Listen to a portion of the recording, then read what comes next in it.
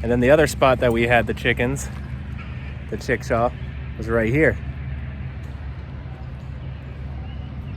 It works. Welcome to Red's Homestead!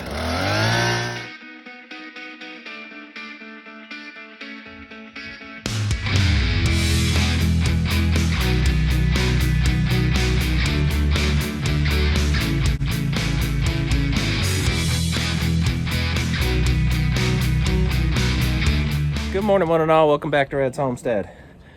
So, did a little update this morning. Well, Shannon did. Just a little extra protection for the racking house. Put some hardware cloth around the bottom on both sides. It's starting to warm up. Snakes are coming out. I recorded it on a camera that I got. Should have known. It was cheap and it was terrible. I went out and checked out the footage inside. And it was, ugh. So that's going to be a no-go. We're staying on the iPhone. So let's check out these babies and see how they look.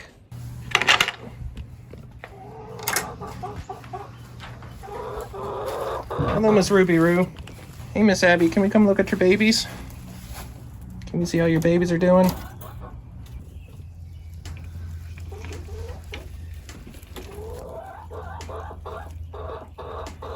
Look at them. See, they're all moving around pretty well. Looking healthy. Mama Bear, you're doing a great job, Mama. We saw her nursing early in the morning, so we know she's doing her job feeding. So these rabbits, I'm thinking for these rabbits, we're gonna try to sell them as pets first, and whatever rabbits don't sell, then we may consider actually butchering. They look like they're gonna have some really nice colors. Some light, some dark. Now these are mixed silver fox breeds. So we kind of wonder how they're gonna turn out, and we'll see. Great temperaments for the two parents, so exciting. Shannon saying hi to the neighbor dogs.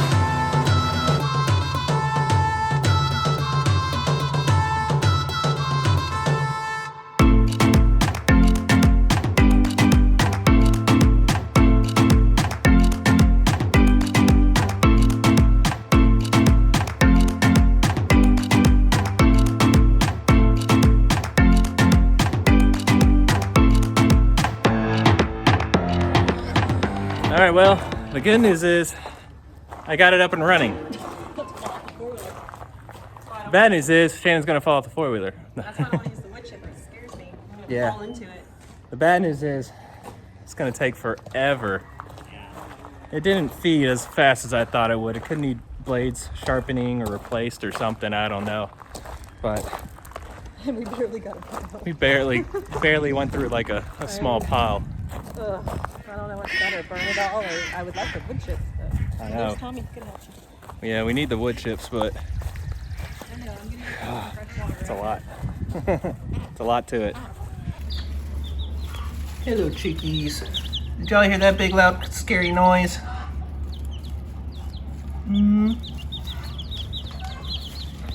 Little zoomers. So, this is where the chickens were the day before we butchered them. We kept the fence up to keep all the animals out from getting to whatever seed we put down. Bet you can't guess, right here, where we had the chickshaw for the most part of the their stay. It looks pretty good. It's kind of spotty in all these areas. Then you get to right here and it's just lush green, thick. That's where the chickshaw was. It's funny how this works. And then the other spot that we had the chickens, the chickshaw, was right here. It works. And we also want to use clover to regenerate our soil, our clay soil that's just bare of nothing, of any nutrients. Look at that field of clover. All the way on this hill. And this was bare dirt when we had moved in. And let me show you a footage of what this looked like. It just was horrible. So we will continue to be using these methods of them, the rabbits. They are just doing wonders of just keeping it to a good level, mowing the grass essentially, and then leaving all their yummy butt nuggets. And then the chickens. Every time we do our meat birds, it's just gonna help regenerate even more and more. I'm almost tempted to take these new layers that we're getting and just putting them in the chickshaw every once in a while and rotating them.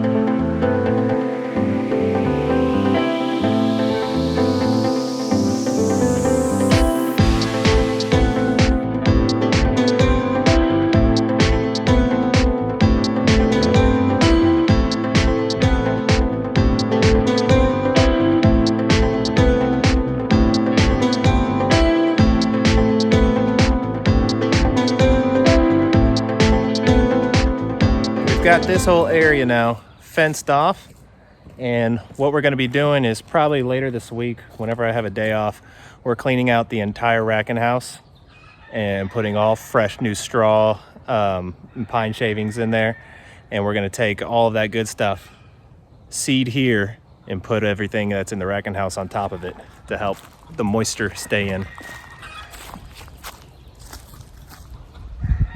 Then I don't have to. That chicken's not too happy we fenced off that area. Just walking the fence line right now. As far as the ducks is concerned, I think we lucked out and we got 3 females to 1 male. I'll show you the differences on why we think it is. So you look at all 3 of those, and their wings and their tails are all angled the same way, and the wing colors are all very similar. Now look at this one right here. This one is getting more of the mallard look on the sides and in the back, and you can see his tail is starting to curl up slightly, and his feathers down along the bottom right there are becoming a darker color, completely different than your female right there. So we're pretty certain this guy is going to be our male. And also look at his beak. The beak is a lot lighter color than all 3 of the females. And now, it's been a few days. I'm going to check on my worms, see how they're doing, and see if I need to feed them anything. So this is your proof on how they eat. There's a couple around the eggshells, a little bit, but 99.9% of them are right around the strawberries devouring it. How cool is that looking? And just by feeling down here on the dirt, still feels pretty moist. So I more than likely put too much water on there, and I don't know if I should be worried about this or not. Looks like some kind of mold growing. And lastly, just a small update to the garden that we've got going on. So no corn yet, didn't expect it to be. It takes forever to germinate. But some of the other seeds that I did are already starting to sprout. You can see down here, these are the green beans that I planted in between all the, this is the squash side and the zucchini side, but these beans are starting to come up. Those are starting to crest a little bit. They're still under the hay, but they'll peek out through and all end up sprouting. And then right here, it's hard to see, but I've got my radishes coming in a row. I'm trying to do some colder crops over here where it stays shaded. And then this side, I believe, turnips. So, pretty good germination rate over here.